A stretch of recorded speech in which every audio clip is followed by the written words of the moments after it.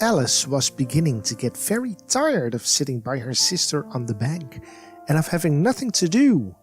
Once or twice she had peeped into the book her sister was reading, but it had no pictures or conversations in it. And what is the use of a book, thought Alice, without pictures or conversation? So she was considering in her own mind, as well as she could, for the hot day made her feel very sleepy and stupid, whether the pleasure of making a daisy chain would be worth the trouble of getting up and picking the daisies, when suddenly a white rabbit with pink eyes ran close by her.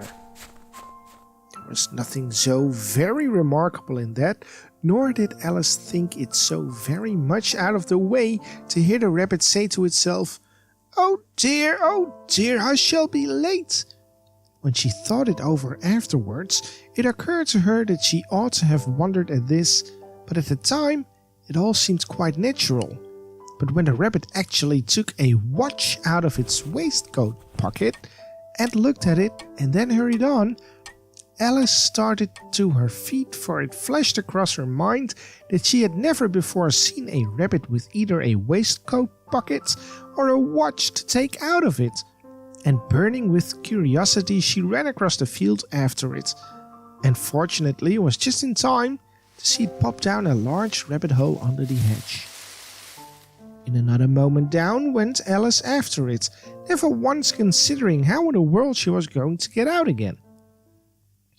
The rabbit hole went straight on like a tunnel for some way and then dipped suddenly down, so suddenly that Alice had not a moment to think about stopping herself before she found herself falling down a very deep well.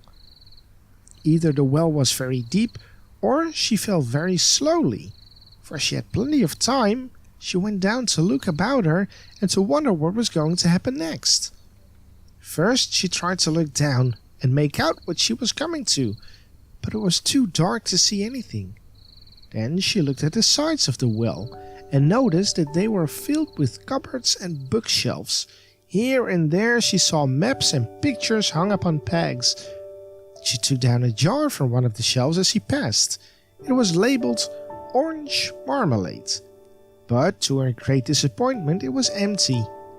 She did not like to drop the jar for fear of killing somebody, so managed to put it onto one of the cupboards as she fell past it. Well, thought Alice to herself, after such a fall as this, I shall think nothing of tumbling downstairs. How brave they'll all think me at home. Why, I wouldn't say anything about it, even if I fell off the top of the house, which was very likely true. Down, down, down. Would the fall never come to an end? I wonder how many miles I've fallen by this time, she said aloud. I must be getting somewhere near the center of the earth. Let me see, that would be 4,000 miles down, I think.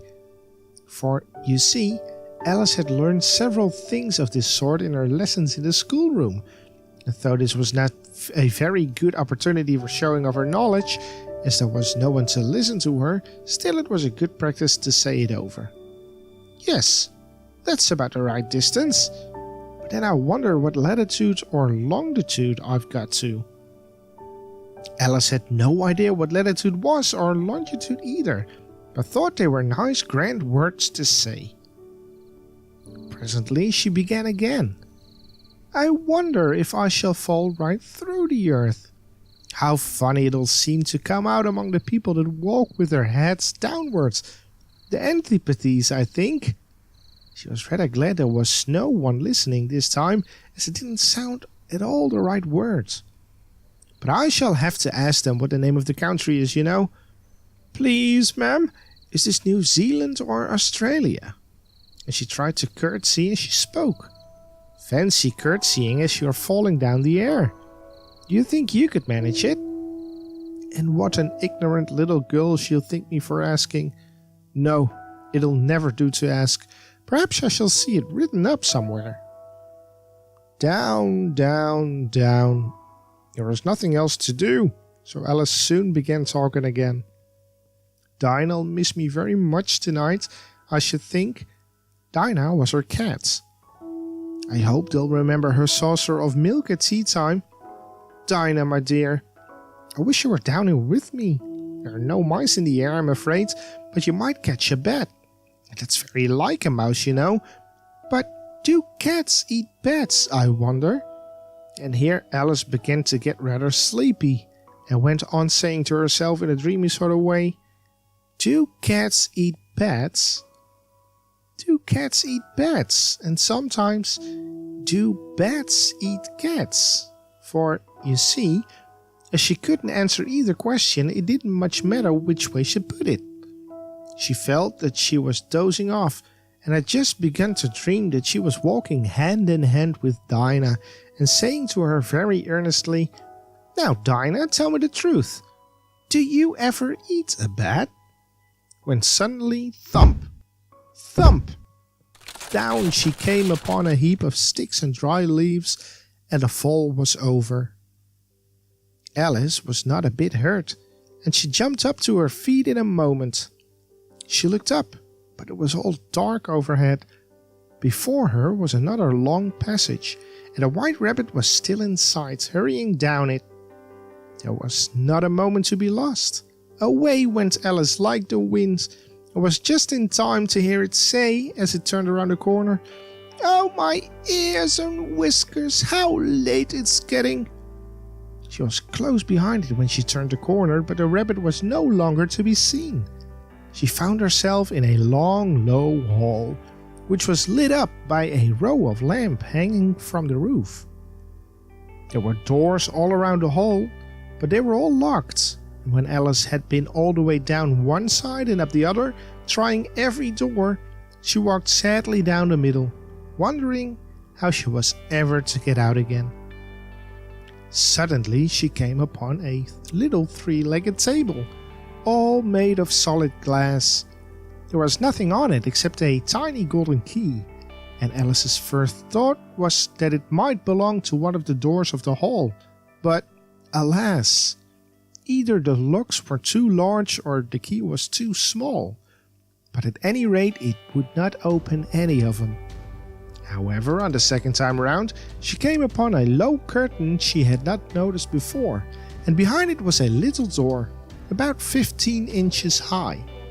She tried the little golden key in the lock, and to her great delight, it fitted.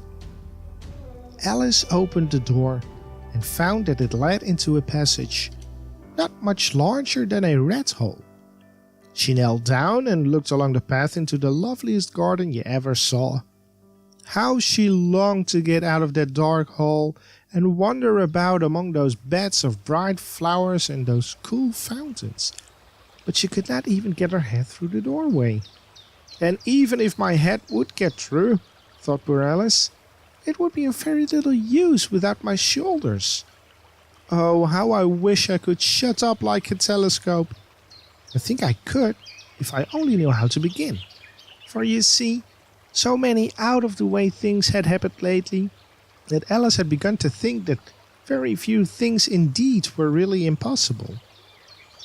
There seemed to be no use in waiting by the little door, so she went back to the table, half hoping she might find another key on it, or at any rate a book of rules for shutting people up like telescopes. This time she found a little bottle on it, which certainly was not here before, said Alice, and round the neck of the bottle was a paper label with the words, "Drink me," beautifully printed on it in large letters. It was all very well to say "drink me," but the wise little Alice was not going to do that in a hurry. "No, I'll look first," she said, "and see whether it's marked poison or not." For she had read several nice little histories about children who had got burned and eaten up by wild beasts and other unpleasant things, all because they would not remember the simple rules their friends had taught them, such as that a red-hot poker will burn you if you hold it too long, and that if you cut your finger very deeply with a knife, it usually bleeds. And she had never forgotten that if you drink much from a bottle marked poison, It is almost certain to disagree with you, sooner or later. However, this bottle was not marked poison, so Alice ventured to taste it, and finding it very nice. It had in fact a sort of mixed flavor of cherry tart, custard, pineapple, roast turkey, toffee, and hot buttered toast. She very soon finished it off. "What a curious feeling," said Alice. "I must be shutting up like a telescope." And so it was indeed. She was now only 10 inches high, and her face brightened up at the thought that she was now the right size for going through the little door into that lovely garden. First, however, she waited for a few minutes to see if she was going to shrink any further.